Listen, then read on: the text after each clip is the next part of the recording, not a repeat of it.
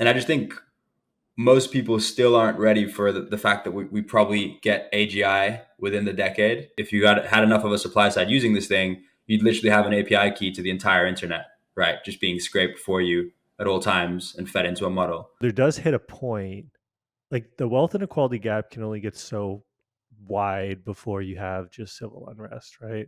I think you just need to be willing to be like wrong and be, I think if you like being willing to be wrong in public is such a powerful trait to have. Like most people just cannot fathom being wrong in public.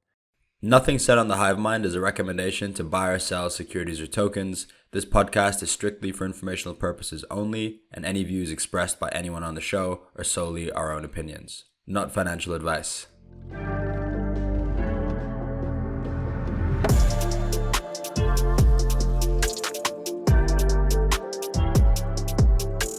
Hi, everyone, and welcome to another episode of the Hivemind podcast.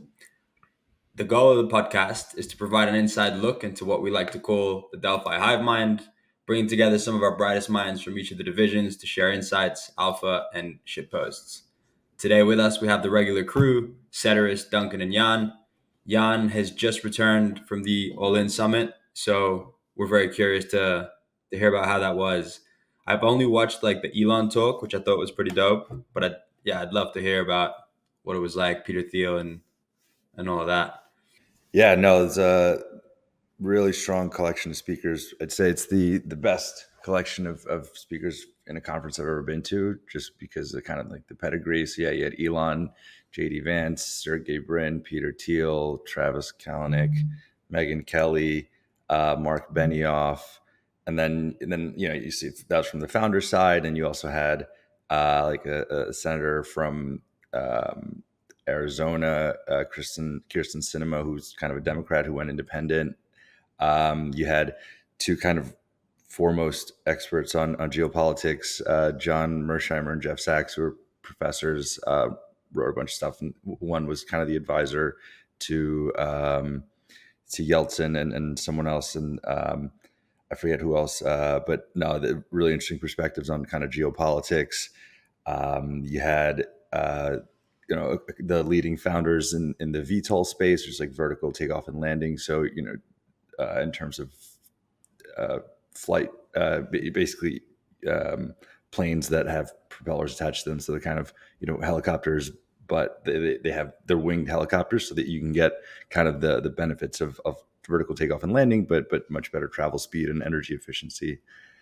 And did you get to like sit with the, like, I know there's the dinners and the parties and stuff. Did you like dress up for all the parties? And then did you get to Oh, of like course. hang out with, did you get to hang out with like all the speakers at different No, points?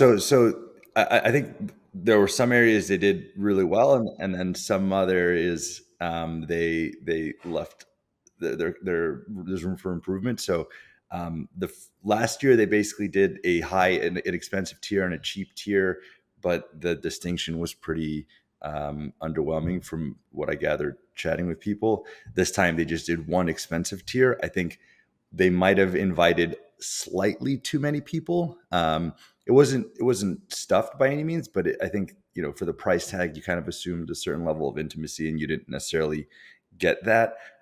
I think they themselves were around, but not really too much, and so that just led to them getting completely mobbed when they were around, which made it kind of difficult to have some organic convos. Whereas I think if they were more available, people that were going to mob would get their fix, and then everyone else can kind of chat with them more casually. But and then the event itself was cool. It happened to be during this blistering heat wave in LA, so that kind of added an interesting dimension, but wasn't too big of a deal. It was half indoors, half outdoors over the course of 3 days. But yeah, no, the speakers were really interesting. What was your National favorite interest. talk, out of curiosity? Or like your favorite speaker? Yeah, so I guess it depends on what topic. So I think one of the cooler ones from a builder side was this guy Jake Lucerarian. Basically, Gecko Robotics was combining. So like AI was naturally a big theme, but there was also a big kind of robotics tilt as well. And so what he's basically building is a way for you to use drones and robots to track wear and tear on major infrastructure all around the world. So from bridges to power plants to all of this stuff, right now it's done very manually in a very analog way, and there's no good way to kind of monitor and actually track this stuff. And so there's a lot, like the amount of money that gets spent on maintenance for example, the military is like 400 billion a year. That's just pure maintenance. And then there's pockets everywhere. So I thought that was a really cool 0 to 1 project that was great to see. And they brought a lot of these robots in and they were showing them, which was awesome. Yeah.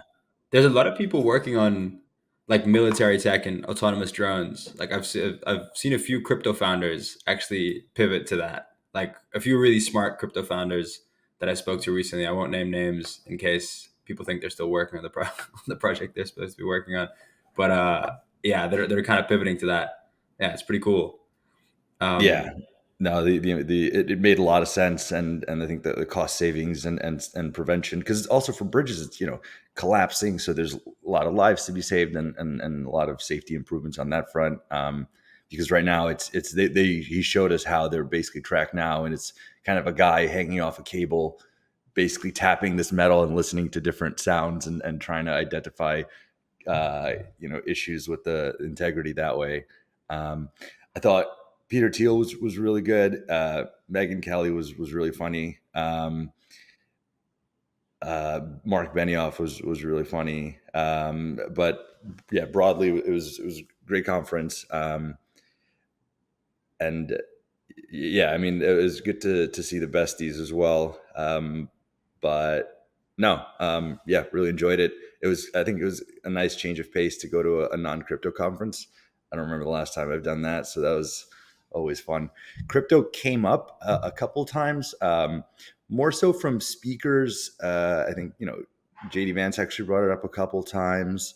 I'm trying to remember who else brought it up, but it came up, but it wasn't really a primary topic. It seemed, yeah, it how was was it just. being the crypto guy at these like dinner tables and stuff? It was fine. I wasn't really super loud about it. I kind of wanted to more so just be a sponge rather than be Yeah. the focal point. So it certainly came up, but I think it takes a certain amount of existing interest in crypto for the conversation to be lengthy versus kind of just like oh, what do you do, and then you talk about it, and then there's some interest, but there weren't really these like hour-long convos on crypto and what's happening. I think it's just kind of a function of the interest in the space from people outside it right now. Was there a lot of talk on the election? Obviously, like JD Vance there, and then isn't Megyn Kelly's like pretty conservative, right? Or Yeah, Republican? no, there was definitely talk about the election. Just it varied. Some people were looking to chat about it more, others less. So it was definitely a topic. And then the John Mearsheimer and Jeff Sachs convo, the two professors, was somewhat about the election, but it was really cool. It was just talking about they've known each other for a while, and they're both like preeminent or prominent minds in that space, and they had varying views. Just basically, how can the U.S. coexist with China being a world superpower, and kind of what is the trajectory for how the U.S. foreign policy kind of operates, and what the motivations are, and what the implications are for kind of other players in the space. Can you have two global powers coexist, or does the U.S. always need to maintain itself as the the foremost superpower, and thus creating conflicts to kind of ensure that stays as is, and basically just kind of deciphering the motivations of U.S. foreign policy. Nice. Yeah, I studied Mearsheimer at uni. He's like a realist guy. Just thinks everyone's out for themselves, basically. Yeah, should be fun. Was there a lot of people chatting about AI? I actually was trying to. I know Elon had some cool stuff on AI. Yeah. So they kind of talked about aside from the Sergey Brin was talking about AI for a while. That was most of his talk. Yeah, I saw that. He's like back in the office now and stuff. It's pretty Yeah, cool. Like it sounds yeah, like he yeah. was sort of just retired kite surfing for like 10 years. I guess it's pretty tiring just like, like raping people for ads and printing money. You can just get tired of that after a while. But it sounds like AI has like rekindled his kind of flame. Like yeah, pretty cool. Because obviously they launched the Transformers paper. Like I did a pod with Ilya yesterday. And he was saying that they basically had like pretty much chatbots running internally like pretty early on and just never productized it because it just didn't seem like a big enough revenue opportunity for them. And it also sort of cannibalized the core search business, which makes sense. But yeah, I wanted to chat a little bit about AI on this because I don't know. I think it's like the most important thing happening in investment and in the world, like in markets and in the world, and we haven't really talked about it on the pod. So I mean, maybe I can set it up, and then I'd love to get you guys' thoughts on it. So for me, I think um, been it's as excited I've been about tech trends since kind of the Bitcoin white paper. Been going down the rabbit hole, and really my red pill moment, red pill, black pill. I almost forget what color pill is the one that gets you down the rabbit hole. Red and Well, black. red pill, black pill is like, Red pill. yeah. There's like Black pill is you just go back white to your pill, life, black right? pill, No, it was blue, blue and pill. It was red and blue it's pill. red and blue, and then white and black are like different. We won't get into Okay. it. Well, red pill.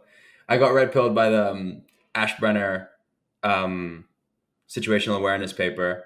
Like, and then that's kind of what really tilted me over the edge.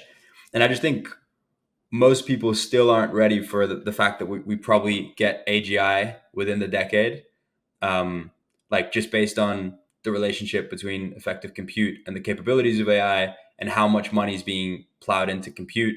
Like there's people talking about, Sequoia did that paper on the revenue hole and stuff, but I don't think that um, even if there is a revenue hole, I don't think people are going to stop spending just because all the big tech companies see it as existential to their businesses, which it probably is. So they're going to keep plowing money into this. Nvidia is on track. Like Nvidia revenue is probably like the best proxy for AI spending. They're on track for like over 100 billion this year, which is more than 2x last year. There's like 83 billion invested in AI startups since the beginning of 2023. And so I just think like spending on compute is going to increase, spending on talent is going to increase. Um, and you end up like, I think the current AI is sort of already pretty close to an artificial general intelligence.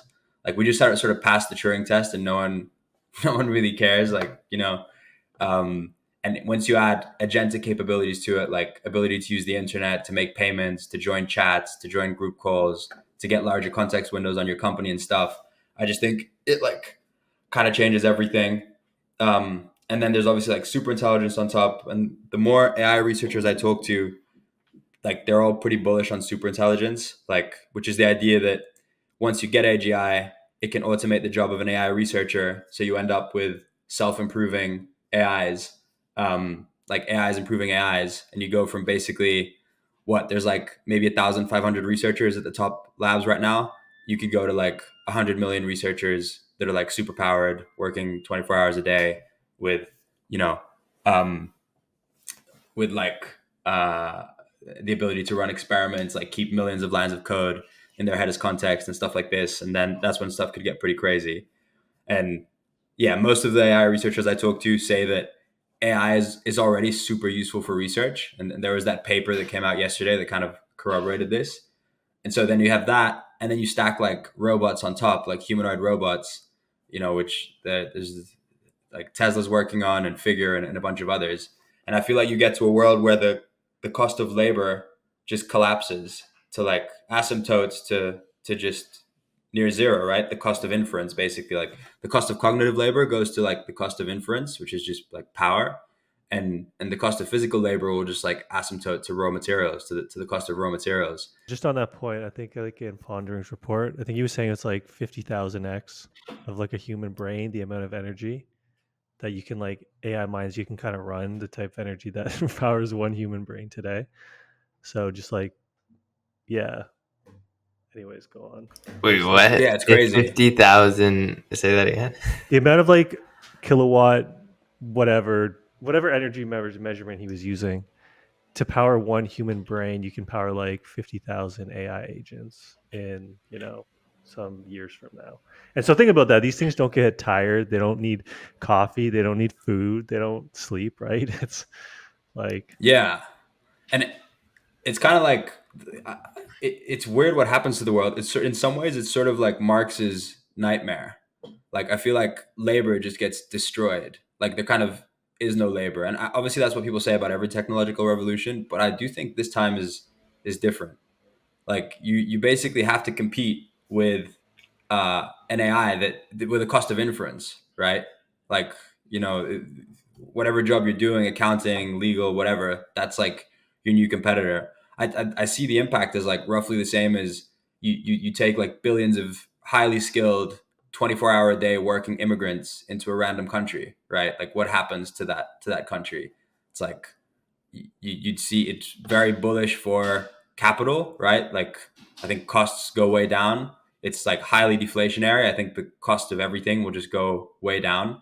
But I feel like labor, there is this weird transition where labor just gets like if you don't own capital and you're just selling your time for money, you kind of just get screwed. And I don't know. What do you guys think? Like, I'm sure you guys have thought about this. I agree with that. I think that's also why there's such a rush to invest in AI stuff because everyone is scared that like you need capital is like will be the only Yeah, defense. I think then you get into these other topics like UBI. Um there is it seems like AI is just going to keep making the wealth inequality gap even worse. Um and so there does hit a point like the wealth inequality gap can only get so wide before you have just civil unrest, right?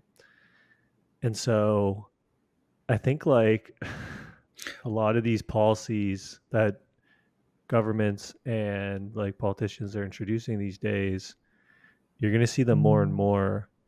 And like if one country has a wealth tax, sure, you can just move. But if every country has a wealth tax, you don't really have that arb anymore. Um, so I don't know. Like I really, it is, I don't know. Like what are people going to be doing? Well, there's no world where every country has a wealth tax because as more countries have it, it becomes really attractive to not have it because all the rich and talented people will come to you. So there is game theory there to I've also been thinking about like what jobs remain, and I basically think like there's one class of jobs which always remain, which are the ones where you value just like humanness over efficiency, right? Like no matter how efficient and cheap an AI is, you still want a human. Like you still might want an artisan piece, like a desk made by a human or an art piece made by a human. Like for social workers and psychologists, you'll probably still want to speak to an actual human and not an AI. Sports and stuff, you're still going to want to watch humans play them rather than fucking robots and AIs. Although there's a jujitsu robot now, which I'm pretty scary to fight, to be honest. And then the second class is just, I think like coordinators, like what AIs don't have is like my friend puts it, like taste. Like they can't make like subjective decisions because they like fundamentally aren't subjects, right? They're not like there's some decisions that are made for humans' behalf. Like I think capital allocation is one of these where like should Zuck invest in or should Facebook or Meta invest in like AI or VR? Like how can an AI make that decision? We're just not going to like trust it with it, right? Like it might produce a report that helps in assessing it, but it's not going to make the decision itself. I think like capital allocation and then just like coordinator roles that are going to keep the goals in mind, like to and then coordinate a bunch of AIs to get some job done. I think that job also remains, like people who are just really good at leveraging and coordinating AIs. But everything else, like all the actual specific technical jobs, are kind of screwed, Yeah. I think. I think, yeah, definitely like creative type jobs, leadership type jobs, decision making type jobs, probably okay. Um, But yeah, so basically AI right now, I forget if it was one of Rinko's reports or one of Pondering's reports, but it's not good at like arithmetic and it's not good at reasoning, but it's good at everything else, right?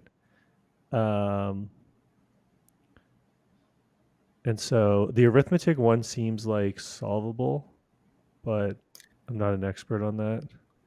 Yeah, it's already pretty good at arithmetic. I think that's been No, sort no, of it so. gets no. It's bad at it because it's like not good at doing math. It's like one of the I think main. the latest Claude is pretty good. Are you sure that applies to like the latest models? Because I thought that was I like don't know. there's a big rate I of this was improvement. like 2 weeks I feel like ago or that's something. solvable Okay. if you like give them a calculator versus the LLM trying to do the No, math. because the way LLMs work is like it'll just uses a bunch of like basically searches and then just kind of like starts randomizing different words in front based on like frequency of how these like words kind of fit together through all the data sets they have. And doing math is a bit different than that. It's not like constructing sentences. So how quickly Jose, do you think that jobs will start to be replaced? Like, because right now I feel like when was it? December of last year, so almost a year ago, we kind of got like the Chat GPT, like, holy shit, this is real moment, right? And then from there, like, so it's been close to a year. How long do you think it takes for more? I think we're already seeing a bunch of examples of it. Like the customer service company, I forget the name now. They just like laid off, or like was it Klarna that laid off their entire like customer service team, just automated it with AI. Like that's a pretty clear one.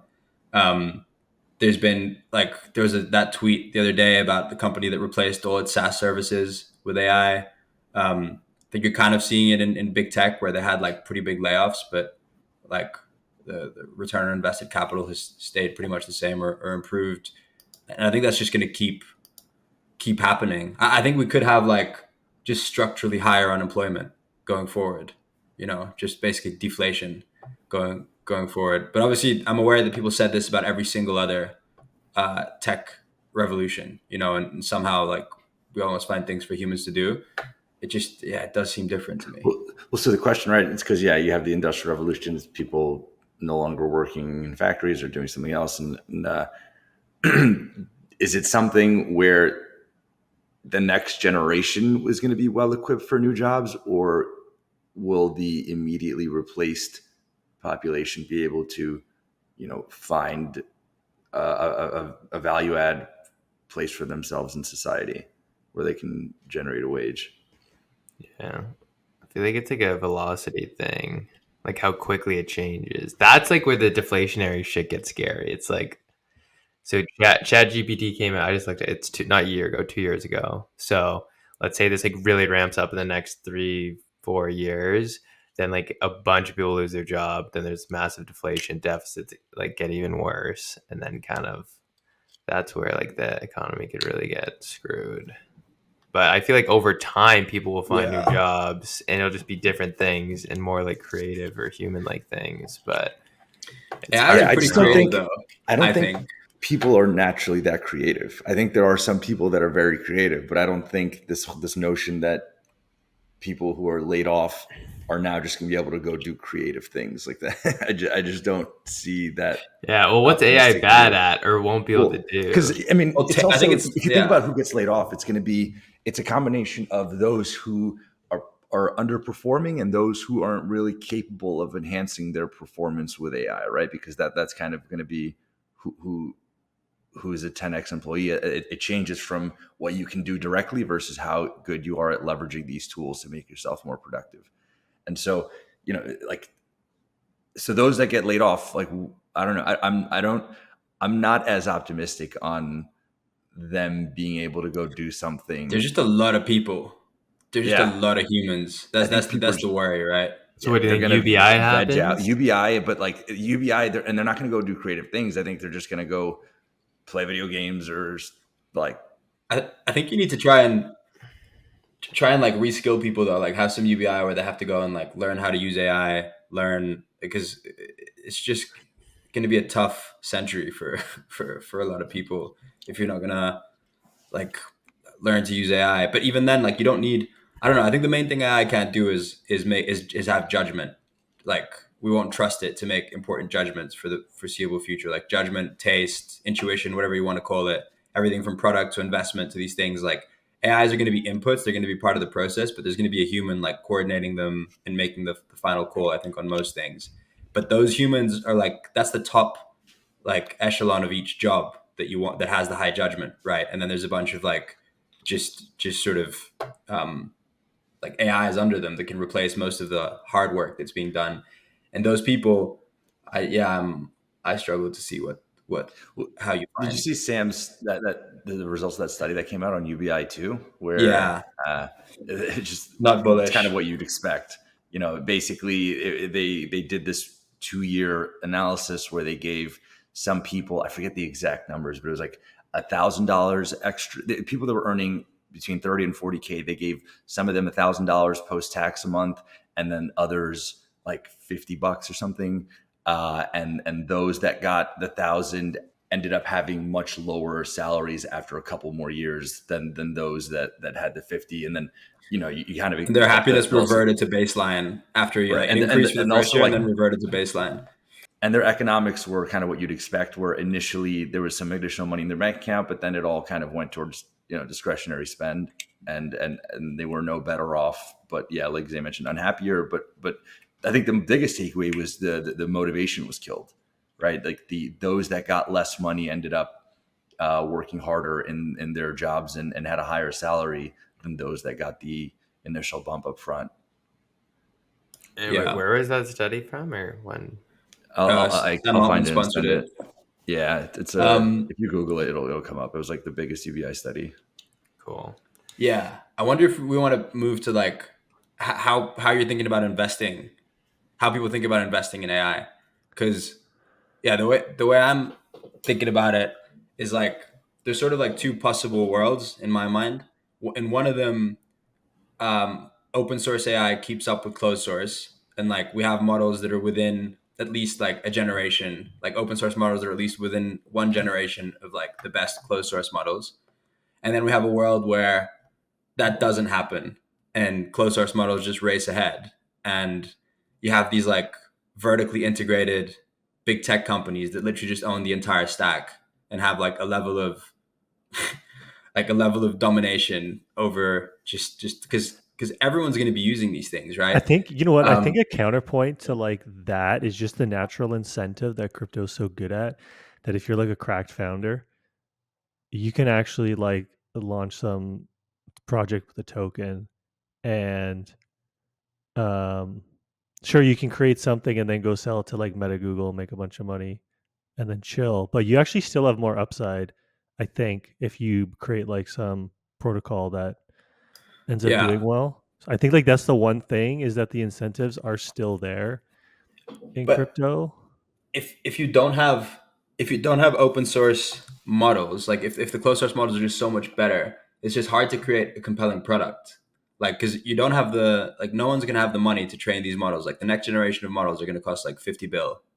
Like that's what I think Zuckerberg said that he's investing in the next generation of llama, and that's gonna keep going up. Like people are projecting this hits like 1 trillion right by 2030 or whatever that people are gonna be spending on compute, and you're gonna have to build data centers next to power plants, like with the advanced cooling systems. Like it's going to be incredibly centralizing force, unless of course the unlikely hero Zuckerberg continues to open source Llama. I think that's like a very different world. But yeah, if not, I just feel like yeah, big tech because they're all either themselves or through partnerships vertically integrated, right? Other than the chip layer, but all of them are working on chips. Like Google has their TPU, Amazon has Trainium, Microsoft has their own thing, and then chips. They own the data centers with their cloud businesses. They own the model layer either through like owning part of OpenAI, or Amazon owns part of Claude, or Google has their own with Gemini, and then they own like the application layer, and then all of them have proprietary data as well to train this stuff on. So Um, how are you investing in it, or thinking about like what layer to invest in? yeah, I mean, I bought. I've been buying some big tech just for the dystopian world. I can be one of the capitalists that at least benefits from the dystopia. Although I do think the government kind of steps in that world and like breaks these things up. Like, just don't see how Yeah, you but can't. like these like entities become like more powerful than governments. I feel like in those worlds, like they already are starting to become like with like lobbying and influence. Like, so maybe they get broken up, but it's gonna be weird because they're gonna become like more powerful than the government itself, especially like these global Especially with corporations. super intelligence. Like with super intelligence, it's just hard to even predict what happens. Like, yeah, that's like a Yeah. sort of black hole for me. Well, the energy one's interesting, like because it's gonna use like such an insane amount of energy, right? So like investing around that. I think there's like Amazon bought like some nuclear plant to like power one of their data centers. I think like nuclear could make a comeback maybe if like you need like an insane amount of energy, as they're saying. But Yeah, yeah, yeah. I just don't know how to think about investing in energy. Yeah, I did big tech, and then I do think like in the open source world, which I think is right now the base case because Zuck's made a pretty big public commitment to open source. There's a lot of startup opportunities, and I think you actually end up with like millions of models because like people, it's like with anything else, there's a cost performance trade off, right? Like the AGI, the big AGI models will be the best for everything, but for most use cases, you just want a slither of that, right?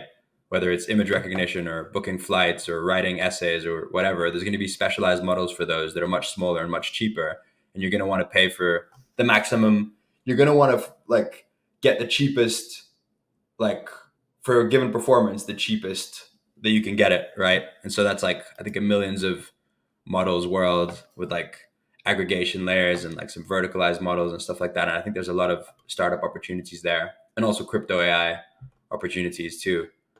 Um, so I think that's interesting. I mean, you could definitely go like energy and commodities and stuff like that. I just don't know how to invest in that stuff, really.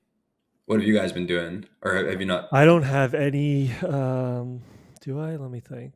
No, I don't have any AI crypto bags. Because it's just hard for me to like wrap. Actually, that's not true. I have some stuff, private stuff, but like liquid, personally, directly. It's just like hard for me to wrap my head around the valuations. Um, I don't know. Yeah, it seems like the easiest or the safest bet has been Nvidia for sure, and will kind of continue to be so. Yeah, it's just like hardware is so tough to build a moat around, especially when everyone else is looking at your margin as their opportunity, right? You can literally cut costs by 50% by using your own chips, right? Like just Nvidia's margin. Um, seems like some of these other companies are going to get this stuff to work, but I agree that's been the play so far.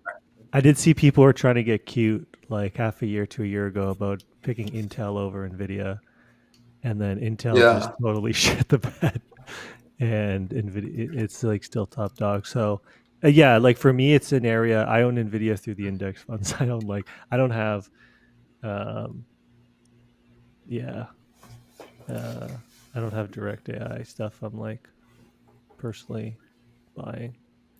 yeah. I feel like the nuclear energy in like uranium Yeah, or I some of do those own. Uranium providers. was, yeah. I own Yeah, Camco. yeah. It's a good one. Camco just seems like a lot of like hedging your bets to a lot of this stuff, like green energy. Like this is how if you want just like more abundant energy, those like things are going to scale, and you've kind of had this like artificial like suppression of nuclear energy being adopted um, because of like I don't know, maybe the governments just don't want like anyone to be able to make a nuke because I think it's like pretty easy to like reverse engineer the like reactor tech into a nuclear bomb. So I think that has been like that could have been a reason, or people are just kind of scared of it. But definitely, nuclear energy seems like a good hedge. The other investment opportunities I think are kind of cool are the secondaries on like the XAIs of this world and like chat, even OpenAI, like XAI, OpenAI, Perplexity, because I mean Perplexity I think is a pretty interesting one because they're sort of like just building an answer engine on top of all the existing models. So if you pay for Pro, you can literally choose whichever model you want to use. You can add like your context there. So like I'm a VC, I want like science backed stuff, whatever it is you is your context, and it just gives you the best answer. And then they have their own model that has like references and sources for everything, which is super useful. And I think something like that, because I'm already using this like way more than Google, right? Um, like I don't know about how I'm curious like about you guys, how much you use like the chatbots versus Google, but I'm using them way more than Google, and like that in itself is like what's Google's search revenue? It's like over 200 billion a year, right? Yeah, I've Or been bad to at least migrate, to be totally honest. I still use search interesting. engine a lot. I don't know why. Yeah, Um, I I think did get that I did get AI to like plan me a 7-day trip though, which was kind of cool. Um, That's pretty dope. and so now I have like ideas of that. I just need to use it more. I need to get in the habit of using it more because I know it'll make me a lot better at everything I do. Um, for whatever reason, it's hard to break like old habits as you get older, I guess. But yeah, I still haven't totally worked it into the flow. I use a decent amount for questions. I don't like any most stuff I Google. I would just look this up. Aside like the random stuff that I know is very specific to a certain site, I'll Google because I want to land on that site. But when I'm asking a question, I would just use the app. I haven't used it for planning or like these really extensive tasks though. It's been more just a lot of Q&A. I use it for everything. And like if you just take the time of search, which I think like this thing clearly goes after search. It's like I think it's like a 200 billion a year revenue business for Google. And so I don't know, I just feel like these things like I think XAI raised at 24 billion or something like that, which is basically betting on Elon in AI. Um, and then I think some of these other secondaries are pretty interesting, just given the fact that I don't know. I think most people are bullish, but they still kind of aren't bullish enough on Yeah, he AI. was saying it was Elon's actually saying that he thinks humanoids are going to be the biggest opportunity in the history of humanity, more so than AI. I feel like he's kind of talking his book there a Chatting his bit, bags though. for sure. Yeah, because doesn't Tesla have the humanoid? Yeah, but Yeah. they're But not the like, only ones. but you put like AI in that, right? Yeah, And then it's like, damn. Well, he said he thinks within 3 cycles, which he estimated at like 6 years, 3 production cycles, he can get humanoid robots to cost less than a small car. So like 20 grand for your personal humanoid robot slave slash friend. Like And what, it'll like do the dishes for you, or All I'm what? saying is like you yeah, don't want to be an early adopter whatever of a you want, humanoid. Duncan. no, you I seen think that that thing's robot? definitely murdering you in your sleep. Yeah, it's governed by the 3 laws. I mean, I think robots will be huge, but it's just so much harder to ship hardware. Like not just the figuring it out, like the regulations, like the edge cases. Whereas software just happens. Like AGI and superintelligence, I feel like there's almost no regulatory or like just hard real world blockers to getting it done. Whereas like I think it humanoids, depends where even you from place them. Like humanoids I that mean, exist in factories and in the background will be much those already easier. exist. Yeah, I mean, I but guess like not not to the humanoids, but yeah, scale that they're yeah. describing, But that would be pretty versus things crazy. that are walking around down the street. That's far away. It's like do all your menial tasks, like clean up your house. Yeah. Yeah, Elon put it really well in the talk as well. He was like, productivity is just average productivity per person times the population, right? So it could just go to like, just like with humanoids and AGI, I feel like it can just, Like, go up forever. Yeah, yeah, it's like, more. I feel like it just will become a resource constraint, like energy or something at that point. Like that's where I think you start to get constrained, right? Because you see all those graphs of the countries where it's like the whatever GDP or productivity or wealth is just directly correlated with energy, and yeah, the more energy you have, the more wealthy the country is or the economy is. So that's where it kind of leads back to energy being interesting and kind of like yeah. I think energy is an the biggest encompassing constraint. play of everything, right? But you have to take a pretty long term view on that. Yeah, there's a really good report by Epoch AI. It's called like "Can AI Scaling Continue Through 2030?" And they do like some pretty in-depth research on all the different constraints. So energy, chip production capacity, data scarcity, and like the latency wall. And they basically conclude that energy is the biggest blocker, although it doesn't really block anything till 2030. But that's going to be like the biggest limiting factor, which maybe does go to there being some interesting opportunities and investment on the energy side. But I feel like it's already blocking stuff. Like it's already an insane amount of energy, and like isn't it water is a big component of it as well? I read that. Like, Cooling, yeah, yeah, that's kind of interesting. Goes back to the two most basic things in life: water and water and energy become the scarce yeah, things.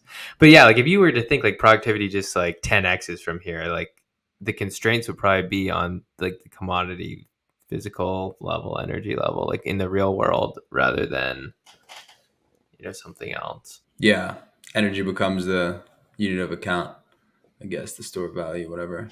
I feel like that's good for Bitcoin. Yeah. I mean, crypto AI is interesting too. I do think a lot of people think it's vaporware. I don't think it's vaporware, although there's definitely a lot of vaporware in it. What do you think's I the I think think most that's crypto, like legit that's just like project? crypto again, right? It's most of crypto is yeah, vaporware. The open source So nature of anybody being able to do anything, you're yeah, naturally going to get a lot of crap. yeah, I don't think you're saying anything. This is the thing. It's always easy to, and this is coming from someone who, yeah, is called crypto AI vapor a lot.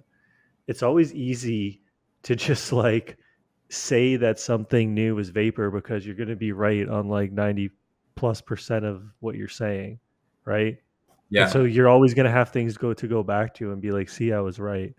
But you're also just going to miss the real like breakthroughs, right? The new like foundational things.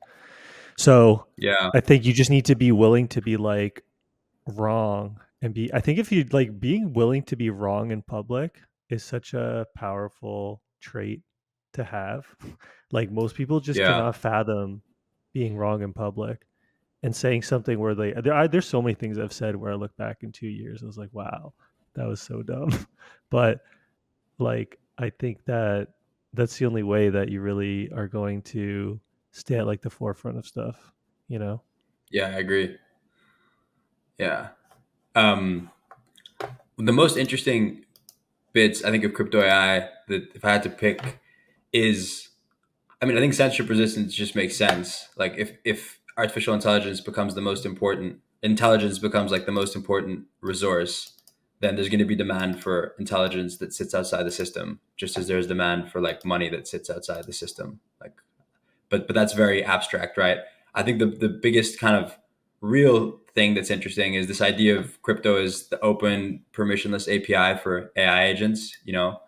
Like you don't have to KYC, you don't have to have a credit card, you don't need a birth certificate, you don't need approval from any third party. And AI can just like deploy code and transfer value without intervention from any human, right? It lets these you can have these sci-fi use cases of like AI companies permissionlessly raising money and deploying services and stuff like this. So I think that's pretty cool. Um, and then I think crypto is just really good at bootstrapping supply sides for networks. And I think the data one in particular is kind of interesting. Like, so like all the AI models have been trained on the entire internet now, and so they're moving to like multimodal data, so like video data and all this kind of thing.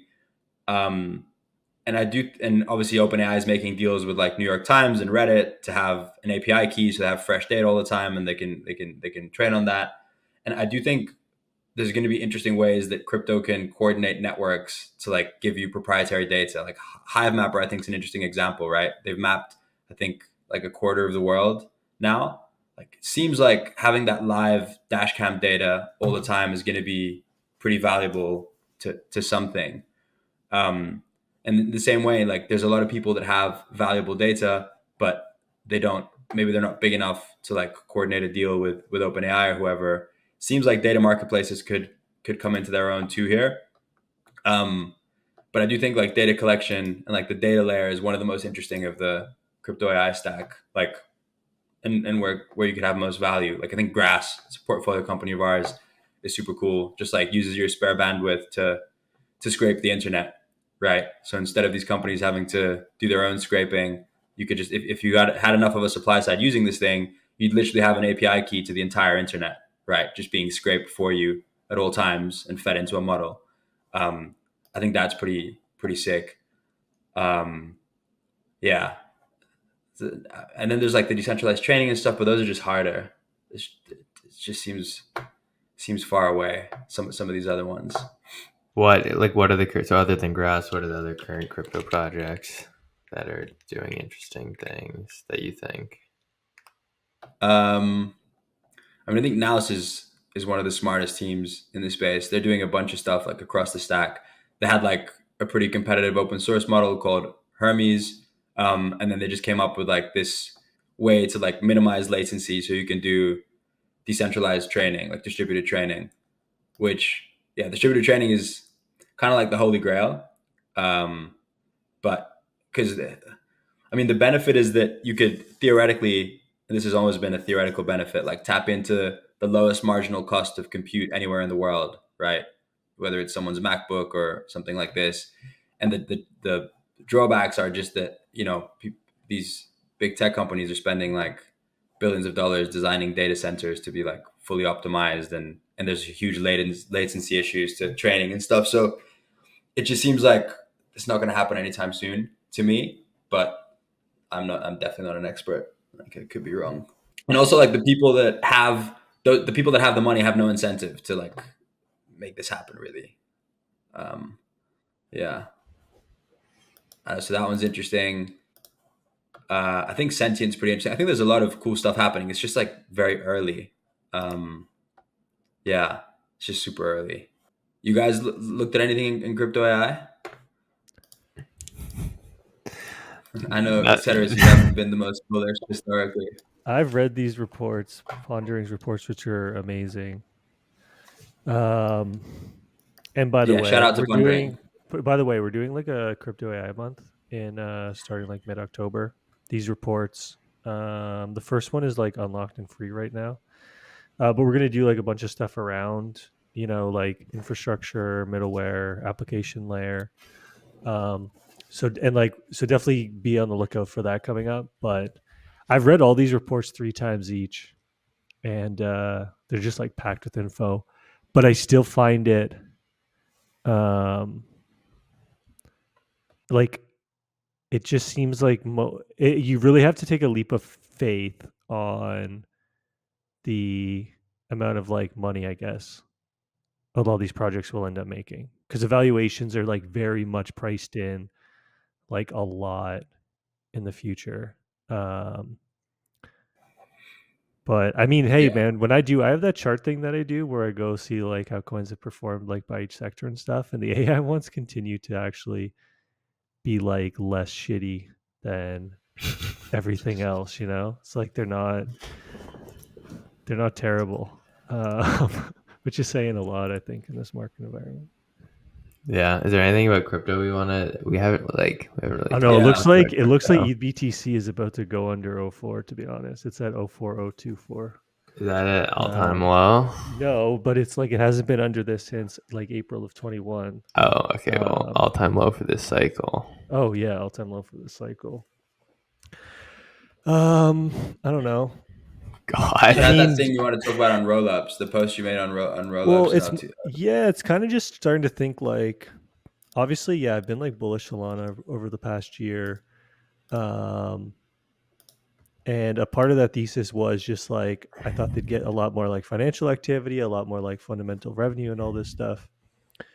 But I actually I do start to wonder, like, in the long run, is that even going to be the right way to like value L1 tokens? And I really don't know. I think there's like a lot of good points on a lot of sides. Um, but if you believe that, and I don't know if I necessarily believe this, but if you believe that like apps will be able to capture all like the priority fees and MEV that they cause on like a shared layer, then in that case, there's not actually a lot of like fee revenue that ends up going to like the L1 token. And then you kind of do need to value these things as reserve assets or money, whatever you call them. And then in like, the ETH rollup roadmap where ETH is used, right? This is the whole thing. It's like ETH is used in all these rollups and that makes it money. It is like plausible that ends up working out, right? I think the hardest thing though is that, everybody says like ETH is money, and like podcasters say ETH is money. Vitalik says ETH is money. Drake says ETH is money. Like it doesn't matter what any one person thinks if like ETH is money or not, right? It's like, is the world going to adopt ETH as money? And that's still very unclear to me at this point. And so yeah, I don't know. I think the argument that like all apps will be able to capture all their MEV in the long run is not necessarily true. I think there's like a lot of positive like synergies if you're an application and you launch on a shared state, where like if you now try to capture that like what? MEV. Well, for instance, Uniswap. If Uniswap goes and makes a chain, all their Yeah, revenue goes Uniswap is, away. yeah, Okay, for sure. Pump. People are saying that Pump is a good example of something that could be an app chain. I do not agree with that at all. Like Pump benefits because it has access to all these users and liquidity like right there. And so if Pump is like, oh, we want to now start capturing our own MEV, we're going to do an app chain, or we're going to do app specific sequencing. I don't know if like that's as easy as people make it out to be, and they can do that with actually maintaining the same level of adoption. Well, the trade-off is UX, right? Like if people just had to use Phantom and it was really easy to move their assets to this new pump chain, like people don't really give a fuck that they're interacting with Solana. I don't think that's always been why I'm bullish like roll apps and app chains, much to my detriment so far. Yeah, I just think that and that's like the ETH thesis, right? Once you get really down to it, L1s have no value other than this like proof verification and money, right? And then if that's the case, then you have to accept rollups and like build towards that. The whole thing of people not caring, but it's only until they hit some level of escape velocity of liquidity and users, right? Where it's like, okay, there's enough users for this app to operate in the same way it would have on the L1. And so then in that sense, sure, people don't care, but you kind of have a cold start problem. Yeah, I mean, Pump uses Sol in all its pools, right? Right. So like, how the fuck are you going to do that on like an app chain? We just use bridged SOL, right? Yeah, Like but it's like you're everyone not. trades on Hyperliquid. They don't. No one gives a fuck. Like everyone's on Yeah, but that's Hyperliquid. It's different. like closed source code. It's there's I think that's validators run different. by the team. There's people who want to trade on leverage and are in jurisdictions where they can't easily do that. There's a big reason for them to move over. Here, it's a lot of these native assets that are purely interesting because there's enough other people who are going to speculate on this long tail of trash. Whereas, like, if you just want to trade unleveraged, then you'll have a few market makers that can make the experience great, and then it doesn't really matter. Hyperliquid is really crushing it though.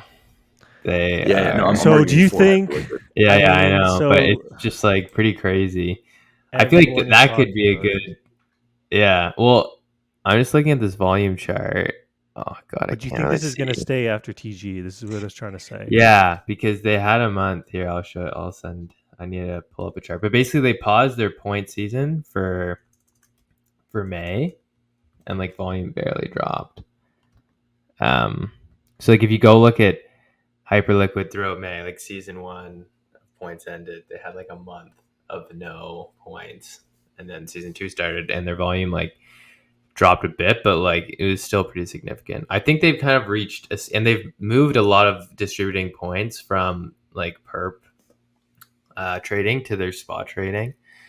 They've just kind of reached escape velocity, I feel like, on the perp side of things, where they have like a few hundred million in OI of BTC, a few hundred million in OI of ETH. So like anyone who wants to get a position on like any single entity, unless like you're some massive trading firm, like you can reasonably get a position on. It's like exactly like a centralized exchange in terms of like feel and speed and features. The fees are like only 3.5 bips for for makers, or sorry, for takers, and yeah, and they have like a pretty good selection of It's long pretty tail similar to a all. centralized exchange in its trust assumptions too, though. Like at least right now, no. Like as Yeah, far as I can I think that tell, you can withdraw to the L1, but or to Arbitrum or the L1, but yeah, I think that they're trying to make it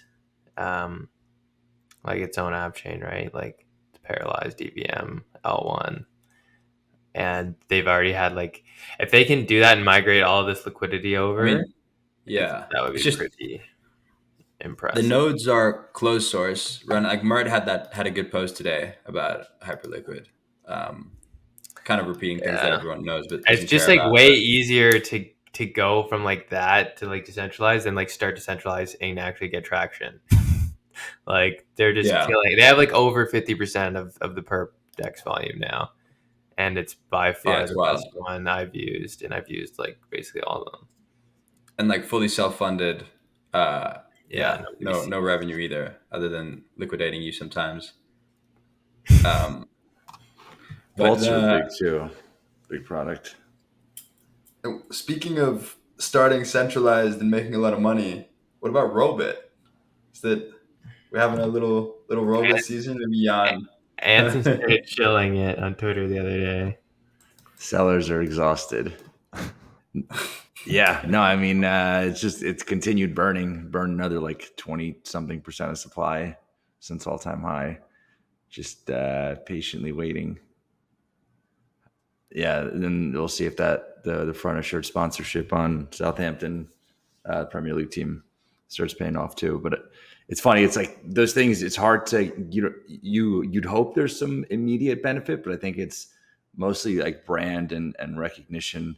Because then once you start seeing that, you start like consciously looking around. You're like, wow, there's a lot of gambling sponsors on all of these platforms, or at least like stake and kind of the prominent ones. But yeah, no, still burning much supply, and it's the most deflationary token in crypto, and the only one of the few without a lot of or any VC unlocks or founder unlocks or anything like that.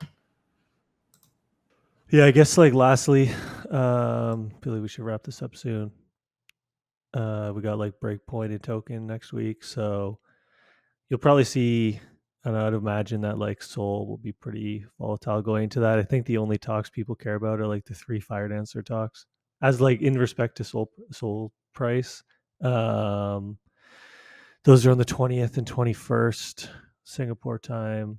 So yeah, um, we'll see. Normally conferences are bearish, but like last breakpoint, Solana ripped through that and like kept ripping after. Um, so yeah, we'll see. I don't What know was the the second price part. last break point? It was like going into it, it was like 17, $20, and then it was like 45 at the end, and then it was like over 100 by the end of the year. And breakpoint was in like October, November. So Bullish. breakpoint this year is going to be a lot different. Breakpoint last year, there was honestly like no VCs, um, a lot. I even think about like Delphi.